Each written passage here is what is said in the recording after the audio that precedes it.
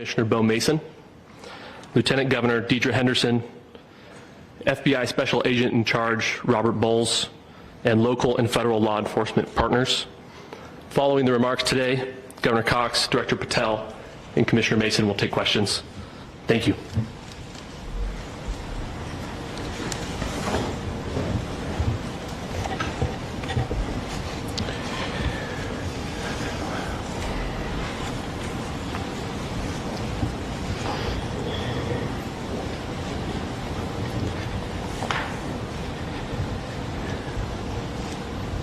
Good morning, ladies and gentlemen. We got him. On the evening of September 11th, a family member of Tyler Robinson reached out to a family friend who contacted the Washington County Sheriff's Office with information that Robinson had confessed to them or implied that he had committed the incident.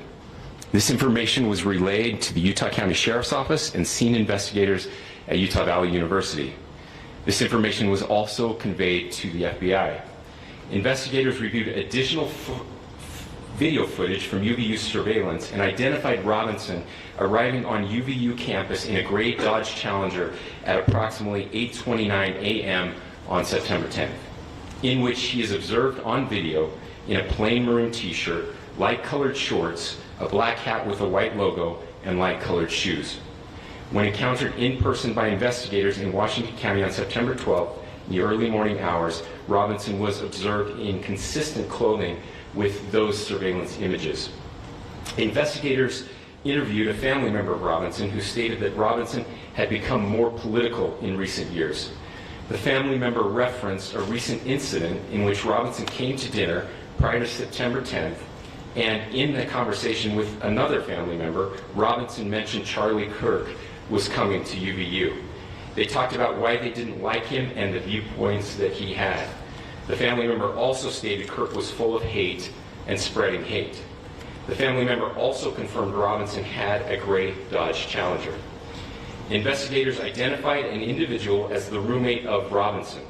Investigators interviewed that roommate, who stated that his roommate, referring to Robinson, made a joke on Discord. Investigators asked if he would show them the messages on Discord. He opened it and showed several messages to investigators and allowed investigators to take photos of the screen as each message was shown by Robinson's roommate. These photos consisted of various messages, including content of messages between the phone contact named Tyler with an emoji icon and Robinson's roommate's device. The content of these messages included messages affiliated with the contact Tyler, stating a need to retrieve a rifle from a drop point, leaving the rifle in a bush, messages related to visually watching the area where a rifle was left, and a message referring to having left the rifle wrapped in a towel. Imagine a windowed sunroom, fully adjustable, that's a screen room too. Diversified enclosures and screen can make that happen. Your screened room, porch, or patio is just a click away. Friendly free estimates at sunandscreen.com. And action. Very exciting. We're on set for the new Swiss tourism ad with Hollywood icon Halle Berry and Swiss director Mark. Oops. Cut. Halle, she's great. So great. And action. Next stop, Switzerland! Hey, cut it. I'm coming! What's happening? I don't know. Working with Halle is a bit... Hello? Anybody here with Halle? Roger, can you guys hear me there? What's happening? She's not saying her line. Hello? Can you hear me? I think you need to say your line. Yes, the line, please. Please. Yeah, but what is my line? Swiss autumn Is amazing. What does he say? Swiss Autumn is... amazing. Can you hear me? He sounds stressed. It's a little hard for director to deal with, you know? Action. You're right, Roger. Switzerland is beautiful. I don't know. Do you really want to go with beautiful? I mean, I think it's majestic, no? Or maybe breathtaking, ferociously stunning, cataclysmically sublime. If you were a rapper, you would say it's the Halle Berry of landscapes. I don't know. Beautiful just doesn't do it. Boy, she takes her time. This is so good. Cut. I think I can do better. Can I do another one? No. It's hard for me to say, but Real fast. I'm going to do it real fast. it just felt a little weird. Oh, I lost it. How do you get this thing back up? Cut. Here you go. Cut it. Cut it. Is that how you do it? Let's cut this. Oh, come on. Just like spaghetti. Cut. But it was almost like she was delaying things on purpose. Of course I did it on purpose. Last chance. We have to shoot right now. The sun is setting. Where's Holly? I mean, really, seriously. It's not done yet. Wrap on time? Why? Gotcha. I wanted to stay here as long as I could. Aren't we missing a shot? No worries. We can do this tomorrow.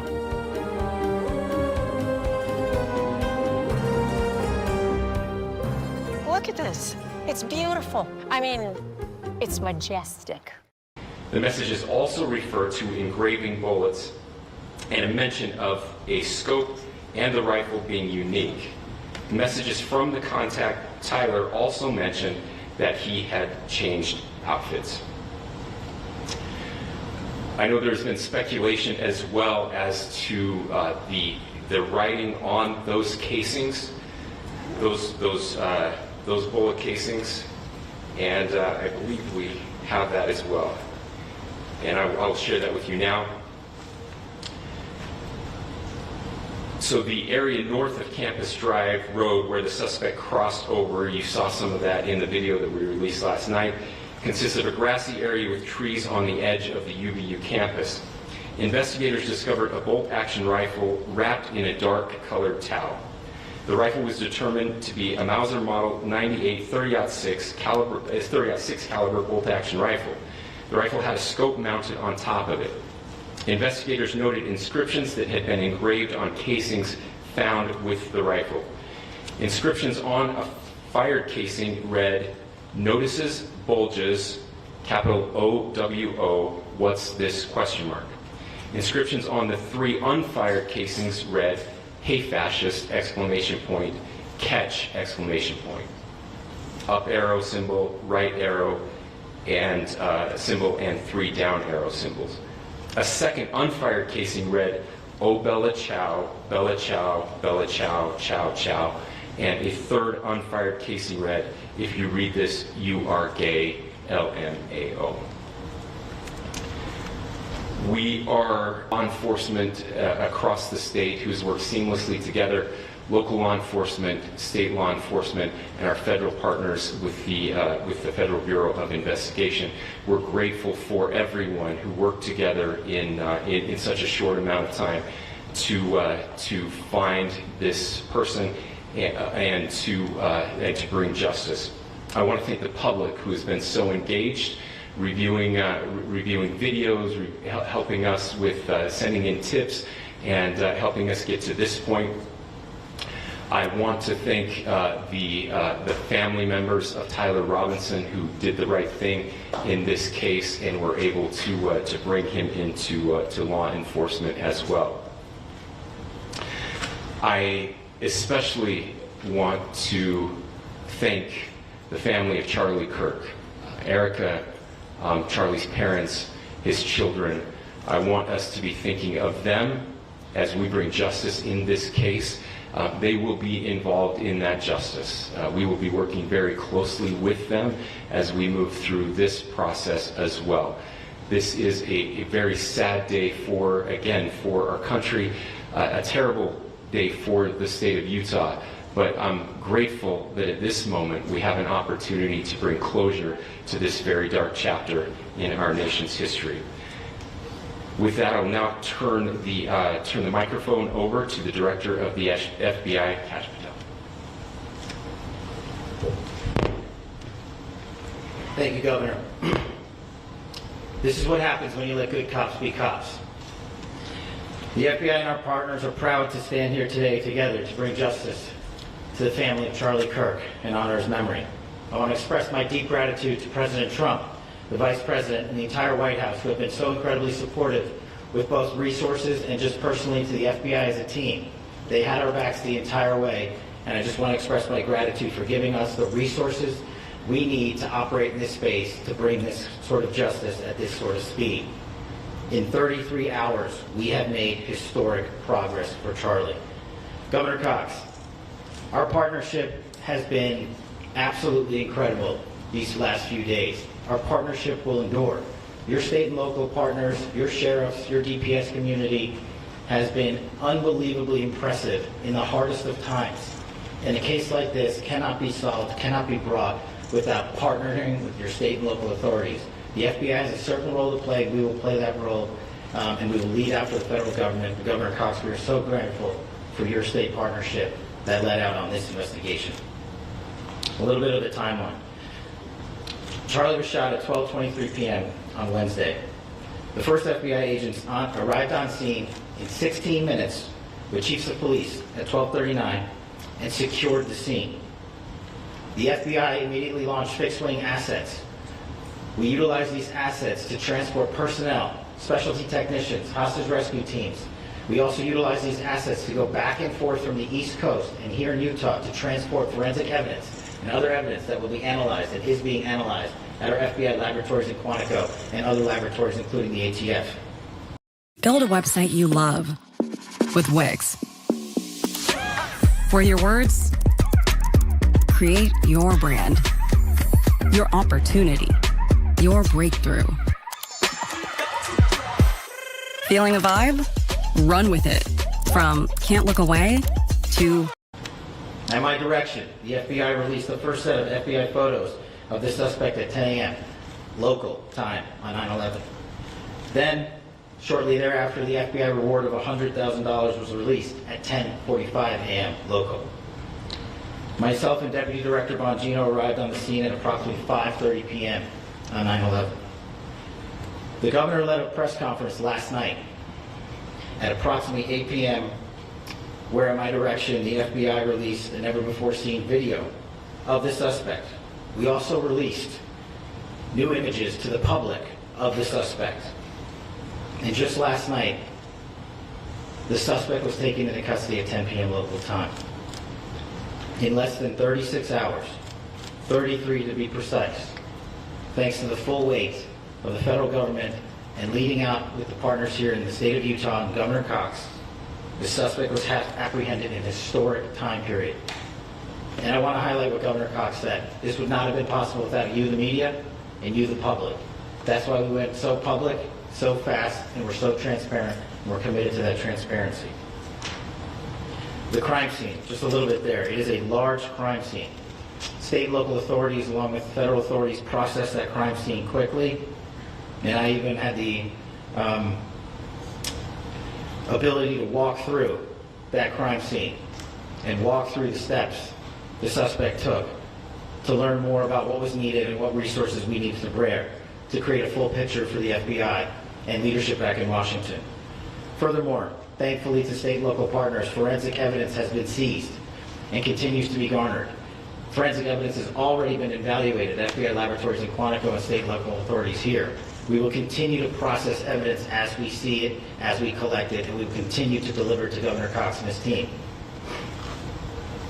Last night we had a total of approximately 7,000 leads. As of this morning, thanks to your great work, we have over 11,000 leads that were called in to the FBI. And we are running out every single lead that we can. Every one of those leads will be run out. The arrest is a testament to the dedication of good law enforcement being great, and partnerships in law enforcement, which I've tried to highlight as my tenure as the director of the FBI. There is no better relationship for law enforcement than the FBI to partner with state and local authorities, and you've seen it here in these last few days. The FBI Salt Lake field office, along with our offices in LA, Phoenix, Denver, San Antonio, Las Vegas, Pittsburgh, Buffalo, our headquarters component in Quantico, all participate in the FBI. I want to express my deep gratitude to the employees of the FBI, the men and women, the evidence response team tacticians, the special operators, the agents, the support staff. You have done monumental work in historic time when the public, who had a right to demand such an expeditious solving of an investigation, the FBI answered that call diligently, critically important to our nation, and we delivered. And I'm proud to be their leader, and I'm proud to be the director of the FBI. This is very much an ongoing investigation, as the governor said, and we will continue to work with state and local authorities to develop the investigation, to provide them the evidence they need for their ongoing prosecutions, and we will be here to answer every call they absolutely have, as long as it takes, for as long as we need to find and apprehend whatever suspects were involved in this crime. Lastly, to my friend Charlie Kirk, rest now, brother. We have the watch, and I'll see you in Valhalla.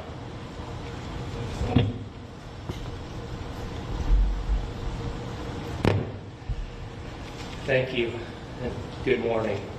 I would just like to take a few minutes as the sheriff to express my gratitude for everybody who has played a part in this investigation.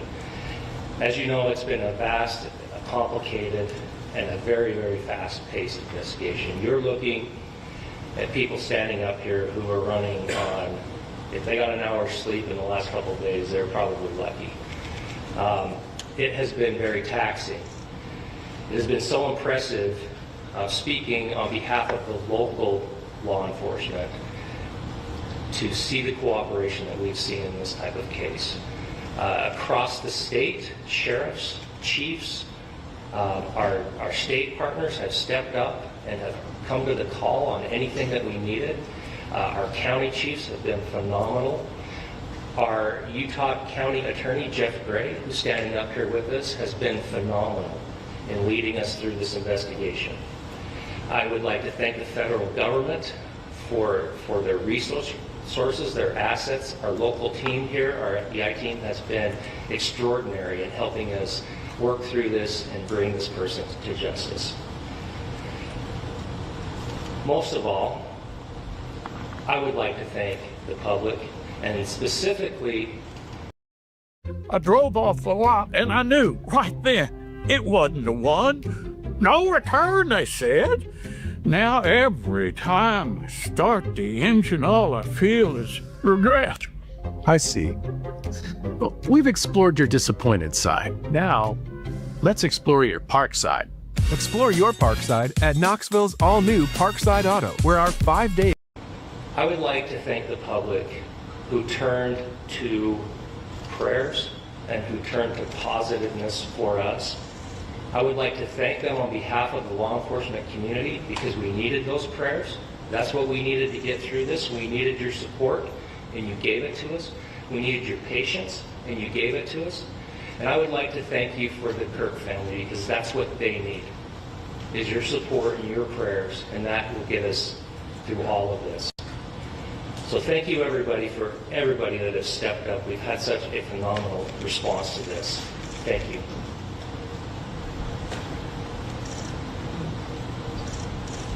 I also want to give a special thanks to the Attorney General and the Department of Justice. Their unwavering support and their commitment to justice is shown true here.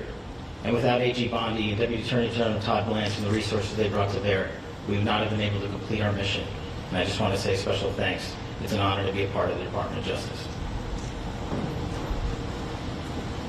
Thank you again to our incredible law enforcement team who has worked so hard. Sheriff, I got a solid 90 minutes last night, so I'm probably the most well-rested person up here. Ladies and gentlemen, I get the microphone, so I hope you'll permit me a moment just to share a few more thoughts about where we are and how we got here, and maybe a little bit of where we go from here. I don't want to get too preachy, but I think it's important that we, with eyes wide open, understand what's happening in our country today. I've heard people say, well, why are we so invested in this? There's violence happening all across our country, and violence is tragic everywhere, and every life taken is a child of God who deserves our love and respect and dignity. This is certainly about the tragic death, political assassination of Charlie Kirk.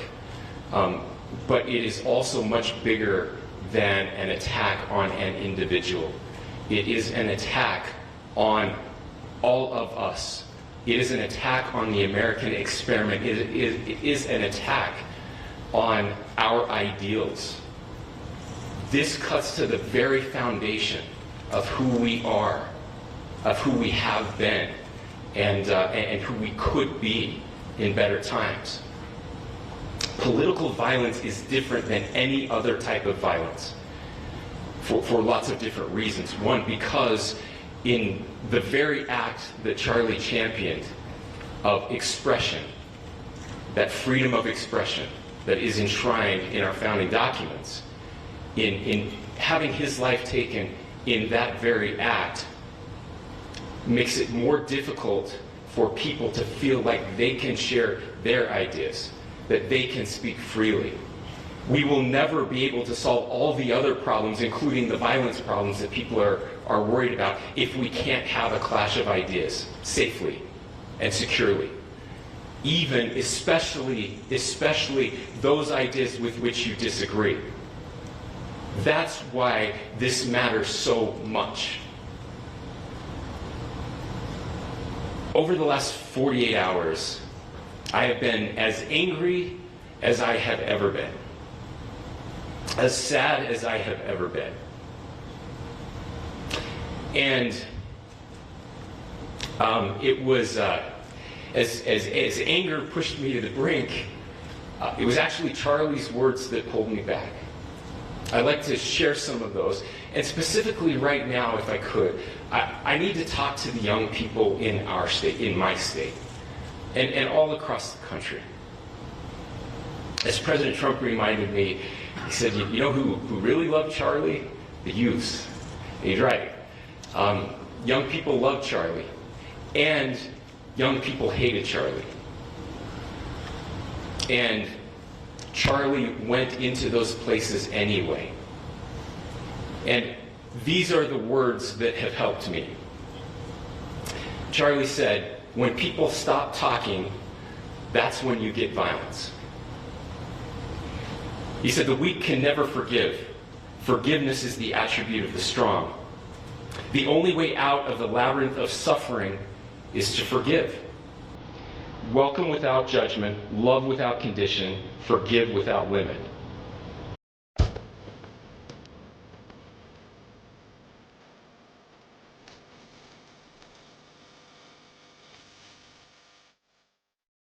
Managing your money has never been easier with Tennessee Members First Federal Credit Union. Deposit checks remotely and check your balances, all from your phone.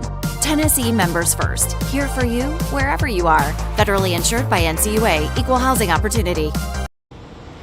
He said, always forgive your enemies. Nothing annoys them so much. A few months ago, I referenced this last night, Charlie posted to social media, when things are moving very fast and people are losing their minds, it's important to stay grounded. Turn off your phone, read scripture, spend time with friends, and remember, internet fury is not real life. It's going to be okay. He again said, when you stop having a human connection with someone you disagree with, it becomes a lot easier to commit violence. He said, what we as a culture have to get back to is being able to have a reasonable agreement, where violence is not an option. Now, again, to my young friends out there, you are inheriting a country where politics feels like rage. It feels like rage is the only option. But through those words, we have a reminder that we can choose a different path. Your generation has an opportunity to build a culture that is very different than what we are suffering through right now.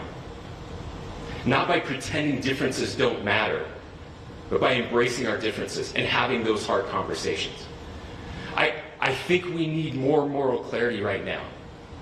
I hear all the time that words are violence. Words are not violence. Violence is violence. And there is one person responsible for what happened here. And that person is now in custody and will be charged soon and will be held accountable. And yet, all of us have an opportunity right now to do something different. I want to thank my fellow Utahns. This bad stuff happens. For for 33 hours, I was praying that if this had to happen here, that it wouldn't be one of us. That somebody drove from another state, somebody came from another country. Sadly, that prayer was not answered the way I hoped for. Just because I thought it would make it easier on us if we could just say, hey, we don't do that here. And indeed, Utah is a special place. We lead the nation in charitable giving. We lead the nation in service every year. But it did happen here. And it was one of us. But I want you to look at how Utahns reacted the last 2 nights. There was no rioting. There was no looting. There were no cars set on fire. There was no violence. There were vigils and prayers and people coming together to share the humanity. And that, ladies and gentlemen, I believe is the answer to this. We can return violence with violence. We can return hate with hate. And that's the problem with political violence, is it metastasizes.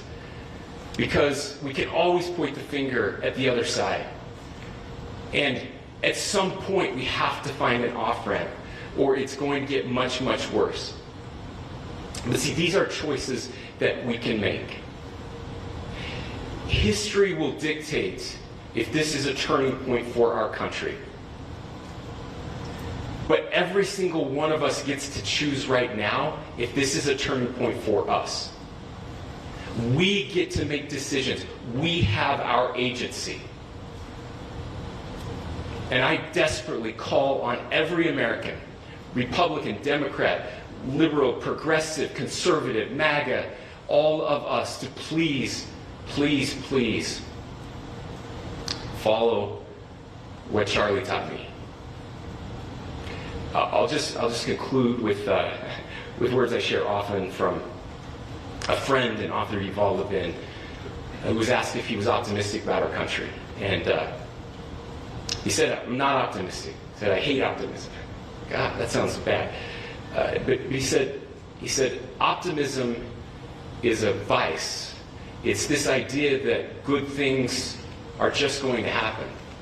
And he said, in the history of the world, good things have never just happened.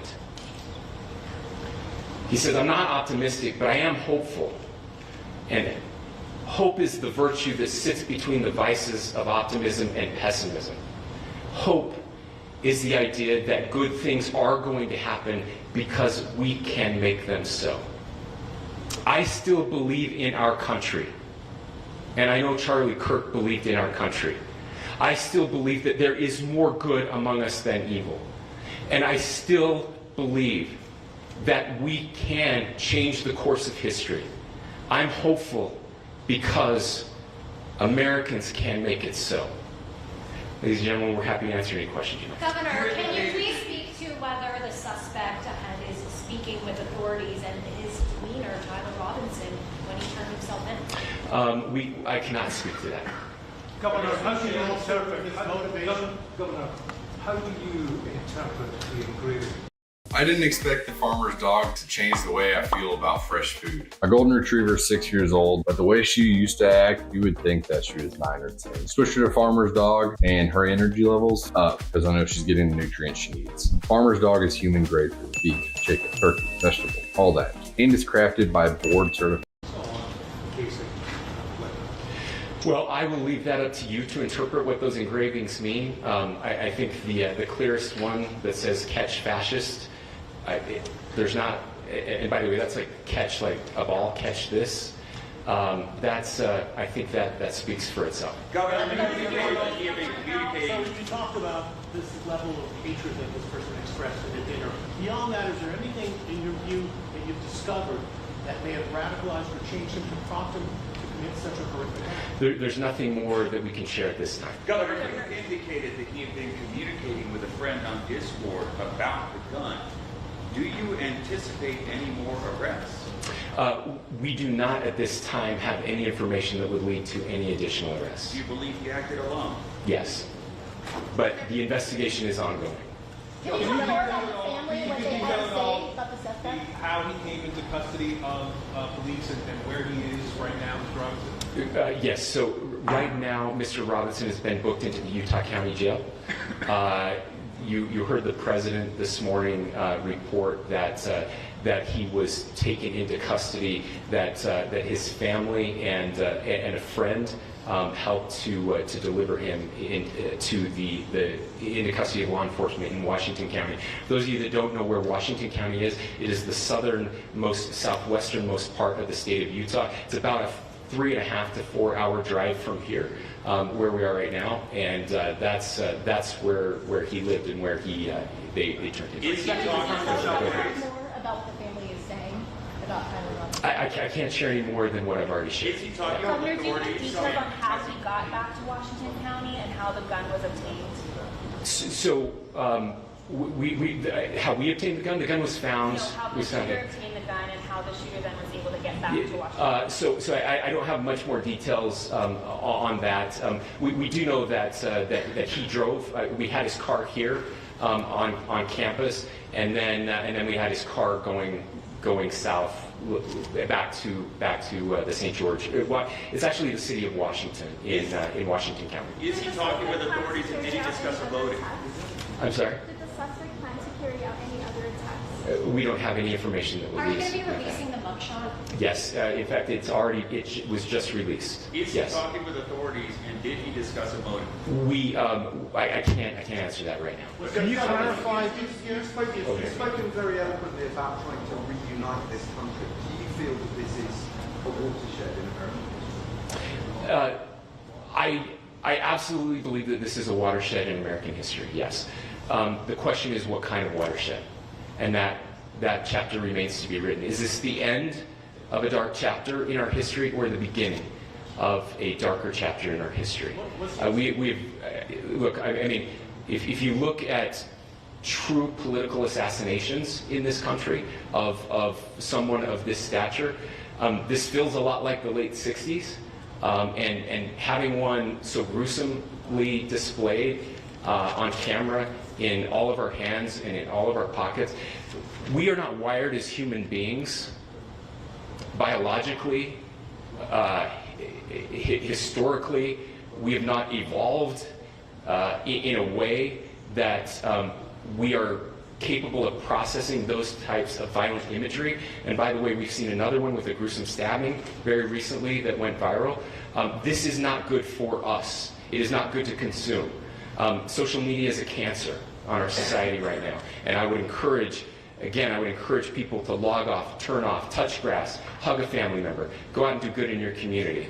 That is happening, and it's happening organically right now. I had a friend in a small city in Utah who said, we're getting together, the Republicans and Democrats in my little town are getting together to have a discussion last night, just to find a way to find their better angels. So yes, this could be, I mean, again, you have to go back to JFK to have seen a video live of something like this happening.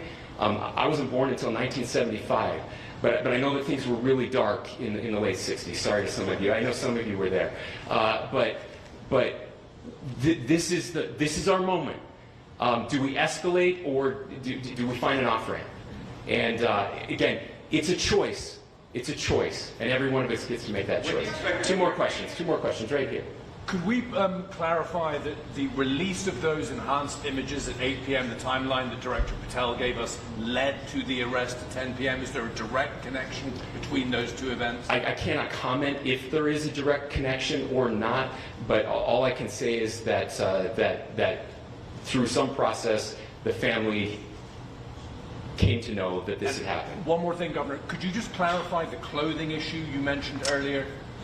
Was he changing outfits? Correct. Could you just clarify this? Yes. So when he's first spotted on campus, he has different clothing on, and then he changes clothing on the roof, and then changed back into that clothing at some point, so that when when he was apprehended, when he was arrested, the clothing matched the clothing he had on before the shooting here at UVU. Last question here. Yes. The suspect was from Utah. Can you kind of tell us a little bit more about where, and was he a student here at this university, and is there any history of mental illness? Yeah. So I don't have any information on the mental illness part. He was not a student here at UVU. He was living and had lived for a long time with his family in Washington County. Thank you, everyone, for your great work in getting this information out. I would just say, process-wise, this may be important. I know many of you aren't familiar with the process in Utah. I think it's important that you understand that. Basically, we have 3 days for charging documents to be filed. A CI will be filed. We'll have more information then, more detailed information as those charging documents are filed in preparation for a preliminary hearing. So 3 days. So we would anticipate then that early next week those charging documents will be filed. We will obviously be working. The county attorney will be working very closely with Mr. Kirk's family as those documents and decisions are prepared and made. Thanks, everyone.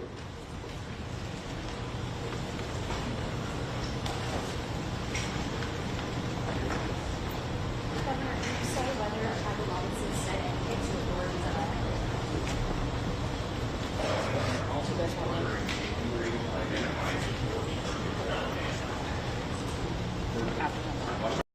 All right, this feels almost illegal to know, but our windows were so old and just desperately needed to be replaced. So